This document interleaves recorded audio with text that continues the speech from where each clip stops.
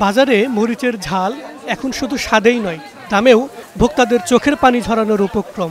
1 KG কাঁচামরিচের দাম পৌঁছেছে 250 টাকায়। শুধু মরিচের দামই নয়, সপ্তাহের ব্যবধানে বেড়েছে অন্যান্য সবজির দামও।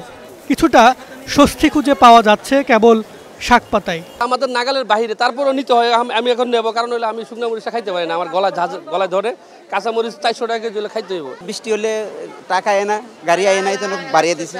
শুক্রবার কারওয়ান বাজারে প্রতি কেজি শসা বিক্রি হয়েছে 60 থেকে 80 টাকায়, পটল প্রতি কেজি 60 টাকা, ঝিঙে 80 টাকা, টমেটো 120 টাকা, করলা 100 টাকা, বেগুন, বরবটি, চিচিঙ্গা 80 টাকা, কচু ও মিষ্টি কুমড়া প্রতি কেজি 60 টাকা, মূলা ও পেঁপে 30 থেকে 50 টাকা এবং লাউ গড়ে প্রতি পিস বিক্রি হয়েছে 60 টাকায়। সাধারণ মানুষের ক্রয় ক্ষমতার বাইরে চলে যাচ্ছে। এই যে ভালো বেগুন কিনতে গেলে 100 টাকা, আর এই যে কানাগুলাও কিনতে গেলে 60-70 টাকা মানে কিনতে হচ্ছে। জনগণ কি করে হবেন? কোনো সরকারেও আপনারা মিডিয়া দেখায় কিছুই করতে পারে না। বিক্রেতারা বলছেন বাজারে সরবরাহ কম থাকায় সবজির দাম বেশি।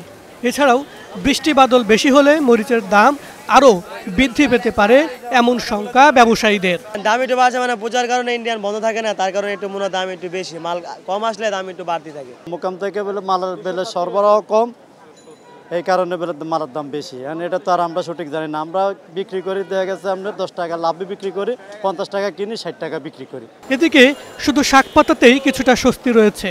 বাজারে লাল শাক, পালং শাক এবং ডাঁটা শাক মিলছে 10 থেকে 30 টাকায়। এছাড়া চাল, ডাল, মাছ, মাংস, ডিম আগের দামেই বিক্রি হচ্ছে।